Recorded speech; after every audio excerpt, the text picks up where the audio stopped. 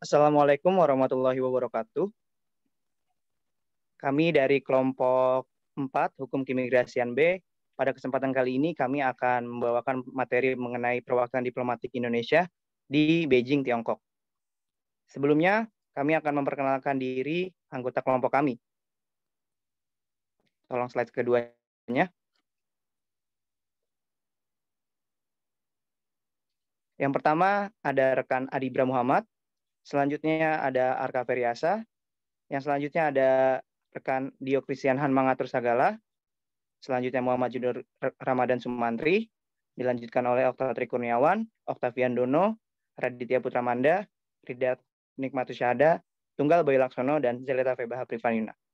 Baik, untuk materi pertama akan dijelaskan oleh rekan saya Adi Uda Muhammad. Next.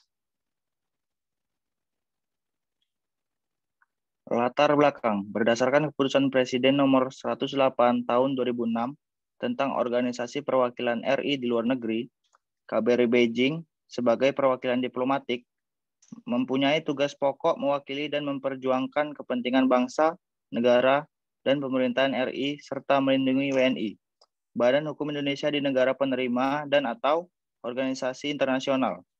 Melalui pelaksanaan hubungan diplomatik dengan negara penerima dan atau organisasi internasional sesuai dengan kebijakan politik dan hubungan luar negeri pemerintah Republik Indonesia, peraturan perundang-undangan, hukum internasional, dan kebiasaan internasional. Next.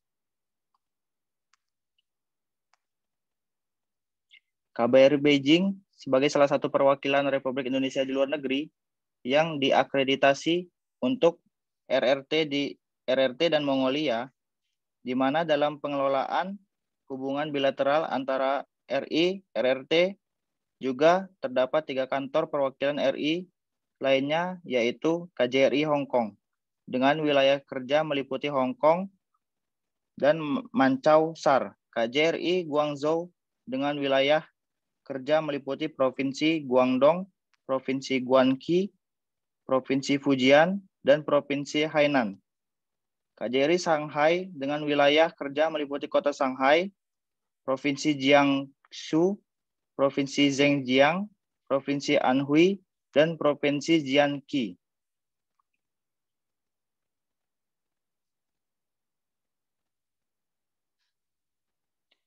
KBRI Beijing mendukung Kementerian Luar Negeri RI dalam melaksanakan setiap inisiatif kebijakan luar negeri yang dilaksanakan berorientasi kepada kepentingan rakyat, membumi atau down to earth, dan bermanfaat secara konkret bagi rakyat, diplomasi for the people.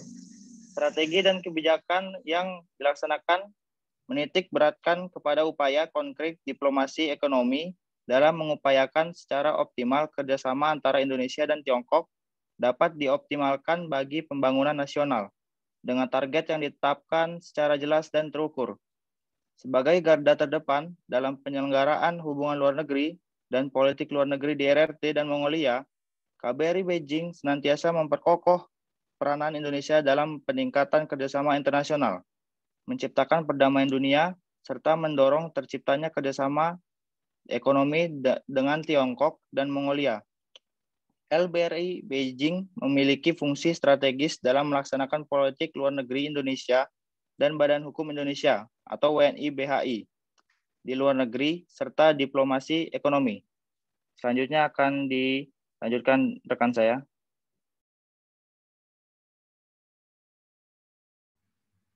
Izin melanjutkan. Selanjutnya adalah sejarah pembentukan KBRI di Beijing.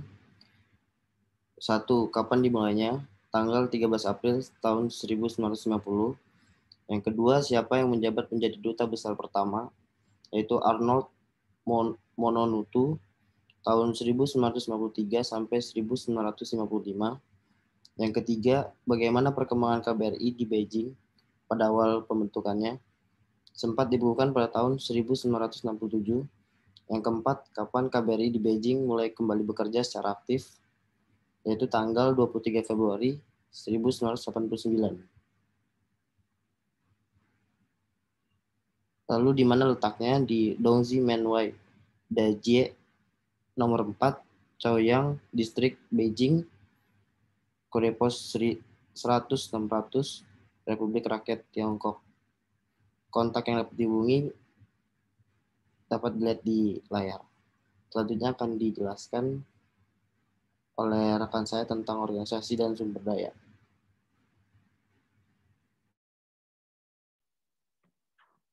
Berikut adalah tugas dan fungsi sesuai dengan Peraturan Menteri Luar Negeri Republik Indonesia Nomor 7 Tahun 2011, di mana tentang organisasi dan tata kerja Kementerian Luar Negeri KBRI Beijing mempunyai tugas melaksanakan hubungan diplomatik dan memperjuangkan kepentingan nasional negara Republik Indonesia, melindungi warga negara Indonesia dan Badan Hukum Indonesia di wilayah akreditasi RRT, merangkap Mongolia sesuai dengan kebijakan pemerintah yang ditetapkan berdasarkan peraturan perundang-undangan yang berlaku. Kemudian, untuk itu KBRI Beijing menyelenggarakan fungsi strategis diantaranya yaitu yang pertama meningkatkan dan mengembangkan kerjasama politik dan keamanan ekonomi, sosial dan budaya RRT, dan Republik Mongolia. Yang kedua, meningkatkan persatuan dan kesatuan, serta kerukunan antara sesama warga negara Indonesia di luar negeri. Yang ketiga, menjadi pengayom dan memberikan pelayanan perlindungan, serta bantuan hukum kepada warga negara Indonesia. Yang keempat, melakukan penilaian dan pelaporan mengenai situasi dan kondisi negara, akreditasi atau wilayah kerja yang dimaksud. Dan yang kelima, melakukan kegiatan kepegawaian, keuangan, perlengkapan, pengamanan internal, perwakilan komunikasi dan persandian, dan yang terakhir itu melaksanakan fungsi-fungsi izin sesuai dengan hukum dan praktik internasional. Selanjutnya, kemudian dalam menjalankan tugas dan fungsinya memiliki struktur organisasi KBRI Beijing, yaitu diantaranya yang pertama Kepala Perwakilan Republik Indonesia, yang kedua Wakil Kepala Perwakilan Republik Indonesia, yang ketiga fungsi politik, yang keempat fungsi ekonomi, yang kelima fungsi sosial dan budaya, yang keenam fungsi protokol dan konsuler, yang ketujuh Atase Pertahanan, yang kedelapan Sekabus, dan 9 Atase Teknis atau Atase Perdagangan, Atase Imigrasi, dan Atase Pendidikan, dan yang terakhir itu unsur penunjang bendahara, BPK, RT, dan unit komunikasi. Selanjutnya,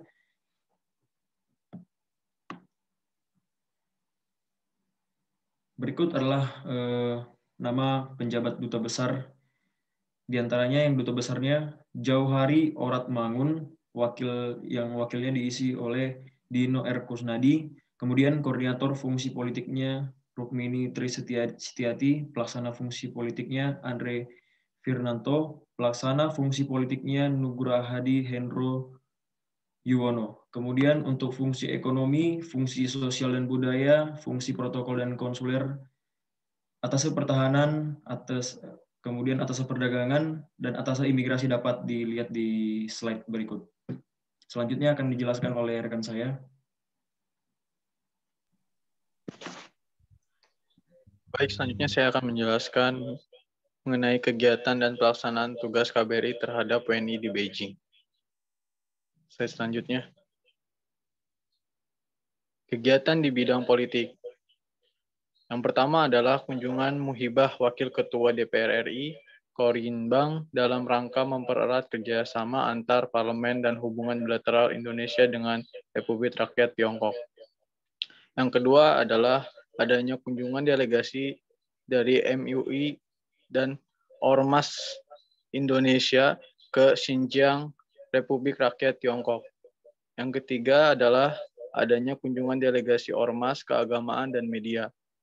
Dan yang terakhir adalah adanya kunjungan delegasi Kemenko Polhukam. Slide selanjutnya. Lalu mengenai kegiatan di bidang ekonomi, ada kunjungan delegasi DPR RI, bidang ekonomi, industri, dan pembangunan pada 20-25 Januari 2019. Lalu ada kunjungan kerja delegasi Kementerian Lingkungan Hidup dan Kehutanan pada 6 Desember 2019. Lalu ada kunjungan Menteri PPN, Kepala Bappenas ke Beijing pada 27-30 Desember 2019. Lalu adanya kunjungan kerja tim advisor BRI ke Beijing pada 19 sampai 22 Desember 2019, lalu adanya kunjungan delegasi Pemprov Nusa Tenggara Barat pada 28 Oktober 2019.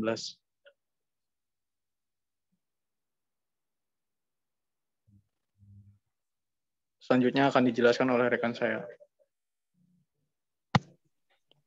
Pada bidang kegiatan di bidang sosial budaya, ada partisipasi Indonesia pada Cina, International Travel Mart di Kunming, pengiriman 10 orang grup BIPA melalui skema penganggaran dari Kementerian Pendidikan dan Kebudayaan dan Perguruan Tinggi di RRT, pembinaan program studi bahasa Indonesia di 16 perguruan tinggi, pembukaan program BIPA di Hang Seng University, Hong Kong, Beijing Language and Cultural University, dan National University of Mongolia.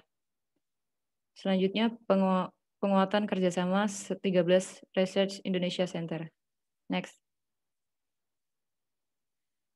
Kegiatan di bidang ekonomi lainnya, yaitu adanya kunjungan kerja ke Fuzhou, Provinsi Fujian. Selama di Fuzhou, Dubes dan ADDAC bertemu dengan perusahaan importir produk perikanan dan pertanian dalam diskusi khusus yang difasilitasi oleh Fujian Department of Commerce dan Fujian Foreign Affairs Office. Pada pertemuan tersebut, Dubes Jauhari dan Atase Perdagangan sampaikan pentingnya meningkatkan kerjasama antara kedua negara, khususnya di sektor perikanan, baik dalam hal perdagangan maupun investasi. Kegiatan di bidang imigrasi lainnya, yaitu Indonesia termasuk yang mendapatkan kemudahan dalam mengurus permohonan visa karena menggunakan vaksin COVID-19 buatan Cina, bersama dengan Australia, Korea Selatan, Jepang, Thailand, Filipina, Nigeria, Yunani, India, Italia, Pakistan, Israel, Norwegia, Jerman, dan Amerika Serikat. Visa tersebut terbatas untuk tujuan bekerja, bisnis, dan bertemu keluarga, baik dari kalangan warga Cina maupun orang asing yang memegang izin tinggal di Cina. Kantor perwakilan pemerintah Cina di negara mempersyaratkan permohonan visa melengkapi sertifikat suntikan vaksin buatan Cina dalam tempo 14 hari terakhir. Namun sertifikat hasil negatif tes usap dan tes antibodi tetap dibutuhkan sebelum terbang. Selanjutnya akan dijelaskan oleh rekan saya. Lalu yang selanjutnya ini ada perlindungan kekonsuleran terhadap WNI di Beijing. Dalam melakukan perlindungan bagi WNI, KBRI Beijing menjalani tugas pokok seperti mewakili dan memperjuangkan kepentingan bangsa, negara, dan pemerintah Republik Indonesia, melindungi warga negara Indonesia, Badan Hukum Indonesia di Tiongkok melalui pelaksanaan hubungan diplomatik dengan Tiongkok sesuai dengan kebijakan politik dan hubungan luar negeri pemerintah Republik Indonesia, peraturan perundang-undangan nasional, hukum internasional, dan kebiasaan internasional.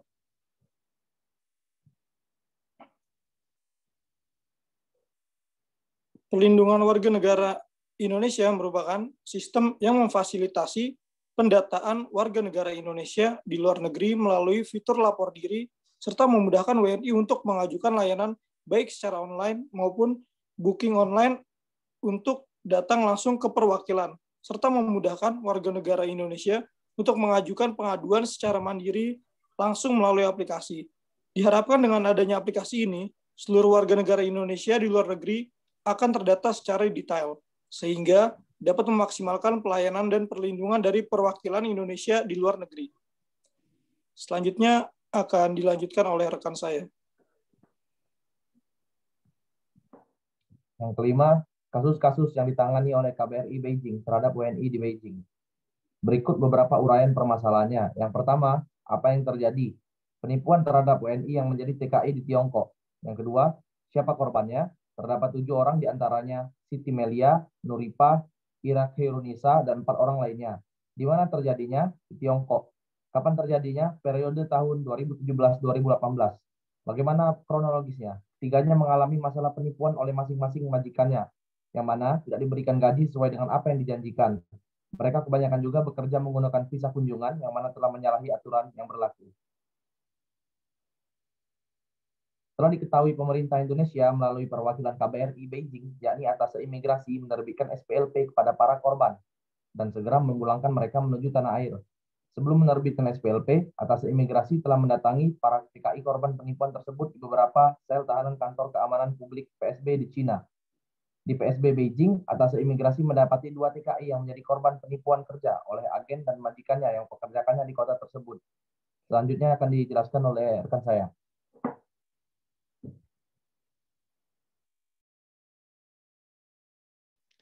Selanjutnya, yaitu tahun 2019 merupakan terbanyak bagi KBRI Beijing menerima pengaduan dan penampungan korban TPPO dibandingkan tahun-tahun sebelumnya. Oleh karena itu, banyak pengaduan pada tahun lalu sebagian ruang di aula serbaguna KBRI Beijing difungsikan sebagai tempat penampungan para perempuan korban TPPO tersebut. Modusnya yakni dengan pengantin pesanan adalah pria warga Cina menyunting perempuan dari Indonesia melalui cukong dengan membayar ratusan juta rupiah. Setelah melakukan proses perkawinan di Indonesia, pengantin pria memboyong pasangan ke kampung halamannya di Cina. Selama di Cina, pria tersebut tidak memperlakukan pasangannya itu selayaknya seorang istri. Istri-istri tersebut kabur dan meminta perlindungan ke KBRI Beijing, dan di antara mereka bahkan ada yang kabur dengan menumpang truk ratusan kilometer. Selanjutnya, bagaimana upaya yang dilakukan oleh KBRI Beijing? KBRI Beijing melakukan dengan memulangkan para korban. Namun upaya untuk memulangkan para korban tersebut membutuhkan proses, karena pihak suami telah melapor kepada pihak kepolisian bahwa mereka kehilangan istrinya.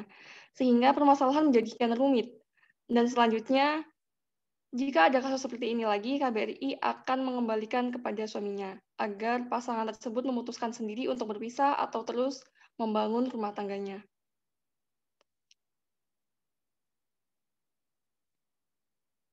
Kemudian kasus lain yaitu kasus dugaan perbudakan modern yang menjadi sorotan di Korea Selatan.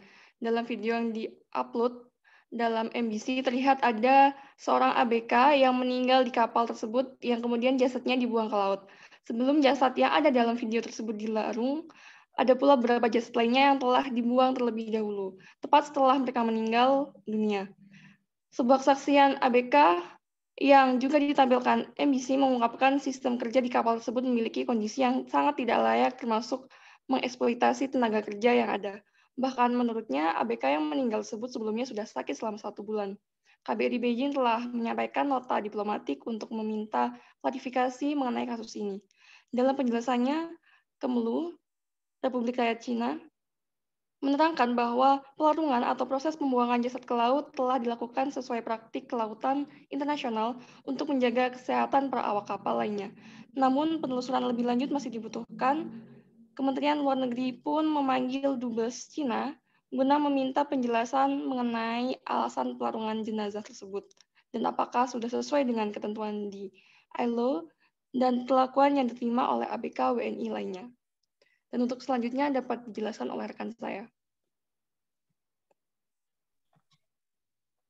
Baik, selanjutnya Kementerian Luar Negeri Republik Indonesia dan KBRI Beijing dalam hal ini telah berhasil meminta perusahaan untuk memulangkan ABK WNI melalui campur tangan pemerintah Republik Rakyat Tiongkok yang telah berkomitmen secara serius menangani kasus-kasus yang menimpa ABK WNI. Pemerintah Indonesia melalui KBRI Dakar memfasilitasi kepulangan 13 anak buah kapal WNI yang bekerja di kapal Tiongkok, Longsing, milik perusahaan Republik Rakyat Tiongkok, Dalian Ocean Fishing. Ke-13 ABK WNI tersebut telah tiba di Bandara Soekarno-Hatta pada tanggal 10 November 2020 pada pukul 13.35 waktu Indonesia Barat dengan menggunakan penerbangan Ethiopian Airlines. Selanjutnya, pelaksanaan PowerPoint ini kami ambil dari berbagai sumber yang seperti yang tampil pada layar. Kurang lebihnya kami telah menyampaikan materi mengenai perwakilan Republik Indonesia yang ada di Tiongkok. Kami dari kelompok 4 mengucapkan terima kasih atas perhatian teman-teman semuanya. Semoga apa yang kami sampaikan dapat bermanfaat. Kurang lebihnya kami mohon maaf. Billahi taufiq wal hidayah. Wassalamualaikum warahmatullahi wabarakatuh.